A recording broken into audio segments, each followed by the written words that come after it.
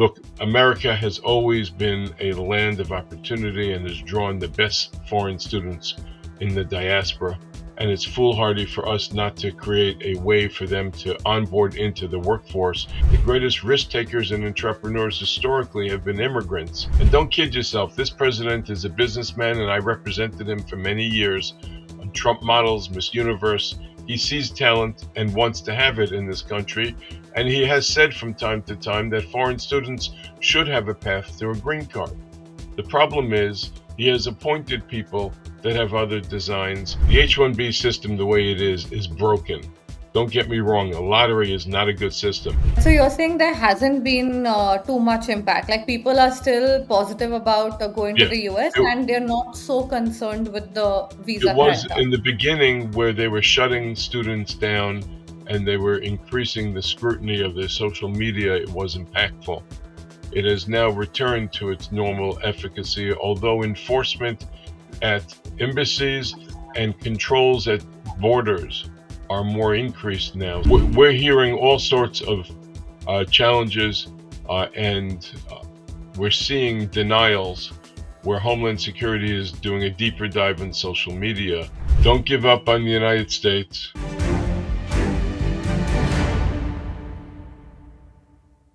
Hello and welcome. You're watching Mint and I'm Sana Marvaha. Today we are joined by a very special guest all the way from New Jersey, Mr. Michael Wiles. He's one of America's top immigration attorneys. He's also now known for being First Lady Melania Trump's former immigration lawyer. He's also the mayor of Engelwood in New Jersey and the author of a book called Safe Haven in America. Today, he's here with us to discuss the crackdown on immigration under the new Trump administration, what the impact of it has been so far, and what the road ahead is looking like. Thank you so much, Mr. Wiles, for joining us here today. My pleasure. Thank you for having me, Senna. All right. Well, to ask you, since you would be dealing with, such cases on a daily basis, what has the on-ground impact of the recent crackdown been on, students, on visas? Like, what is the sentiment among those who do want to kind of travel to the US and possibly make it a home? Has it deterred them in any way? Have you seen any like specific cases or any numbers that you can share with us? I'm in the well, if you would, or in the lion's den. I'm teaching a class on business immigration law at the Cardozo Law School, and yet I lecture to the creative fashion school that's across the street. It's the new school, Parsons. And I get to see foreign students in my class and students that are coming in for space not related to the STEM field.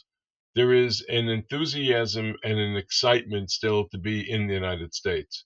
And don't kid yourself, this president is a businessman, and I represented him for many years. He sees talent and wants to have it in this country. And he has said from time to time that foreign students should have a path to a green card. The problem is he has appointed people that have other designs, and sometimes they're not girded by these sentiments. It's so important that we take the enthusiasm and the excitement.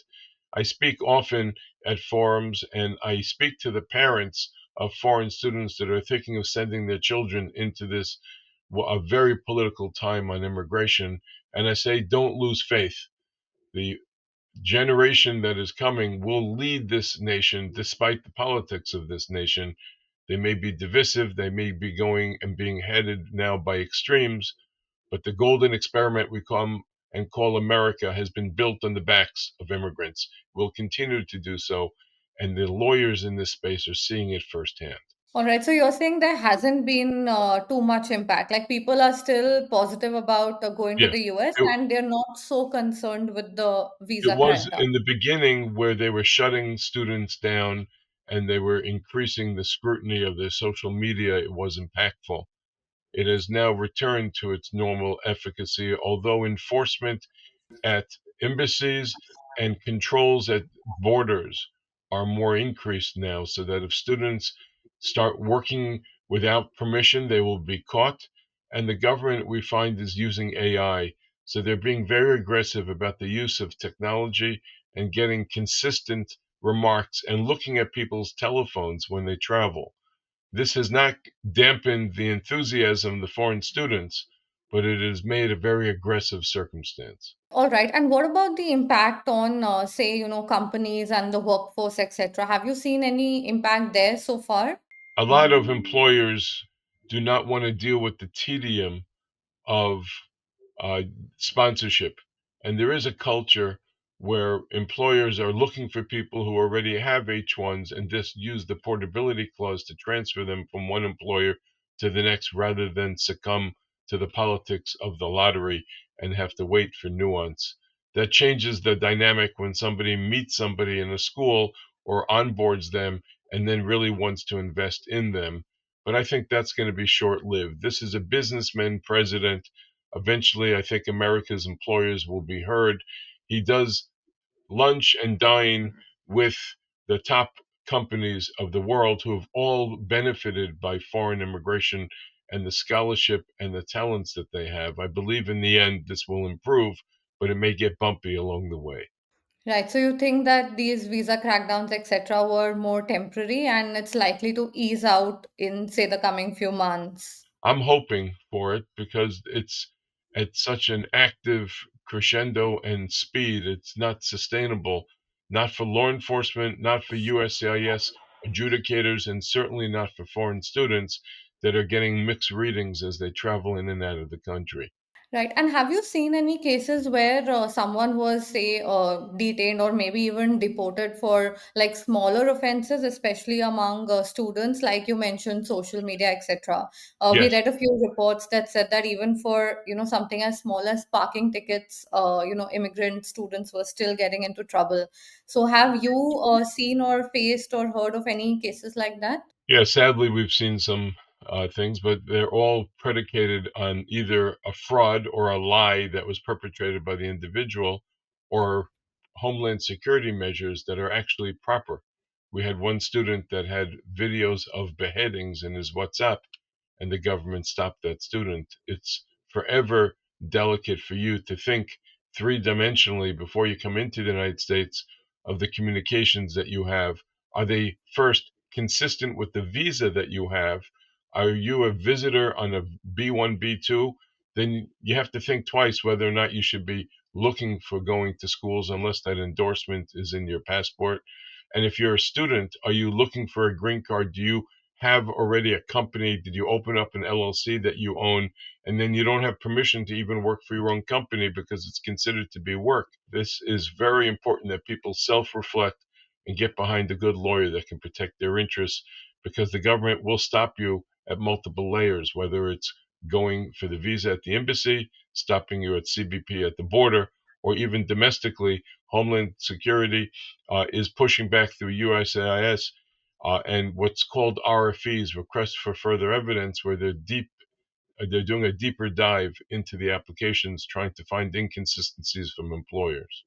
Right. So has there been, are you aware of any maybe a jump in numbers in, visa rejections, etc.? Or we also heard some cases where, students' visas, I'm talking about Indian students here, whose visas were approved, but after these revised social media checks came into play, their visas were put on hold because their accounts needed to be vetted again. So We're, anything like that? yeah, we're hearing all sorts of challenges, and we're seeing denials where Homeland Security is doing a deeper dive in social media. That's why when lawyers onboard these matters, they have to do a deep dive. I'm not seeing a lot of them, but I am seeing people that are getting tripped up on stories that are not consistent and working out of turn or Homeland Security concerns with the social media comments that they may have made. Right, okay. Well, so considering all of this is happening, what would your advice be to students from other parts of the country who want to come to the US to study and possibly work? Like, what are, say, like three tips that you would give them so that they can have an easier time with all of this happening? Don't give up on the United States. Understand that you're part of a golden experiment. America has not just been a safe haven, but has been the glorious place where so much has been created. And finally, understand the great tradition that we have, whether it's our founding documents or parents, in helping foreign nationals come here. Not only will they take greater risks and succeed, but they'll ultimately be starting families and helping build and really make America great. So you are part of that formula. It may be a little nuanced. Get yourself a good lawyer that knows what they're doing and charges only project-based fee. This is a Sunday here for me. I have several appointments already. Wherever I am, I'm trying to help reach out to people. This is not a file. To me, it's a journey and it's a privilege, whether it's through a Zoom or an in-person appointment, for me to see these beautiful vignettes and movies of America's future. You are part of that. We need you. This too will pass. What's your view about the new Hire Act that's been mooted in the Senate right now, which would probably tax companies who are outsourcing talent? Do you think that is going to have some kind of an impact as well? Anything that Congress will do to make it harder for foreign nationals to come to the United States or tax employers who use foreign nationals is foolhardy, and we're shooting ourselves in the foot. If an American employer needs a talent and they can't find it in amongst American population, we need to expand the net. We need to bring that talent into the country. That's what our founding doctrines envisioned, and that is ultimately what will make America strong. All right. I know you're short on time, Mr. Wiles. Thank you so much for joining us here today and giving us these insights. My pleasure. Thank you for your kindness, and I wish everybody listening to this a sense of calm despite the noise of the politics. We've lived through this in the past. This too will pass, and we will all be fine. Invest with your children in America. You will forever be gratified. Thank you. Thank you so much for joining us. My pleasure.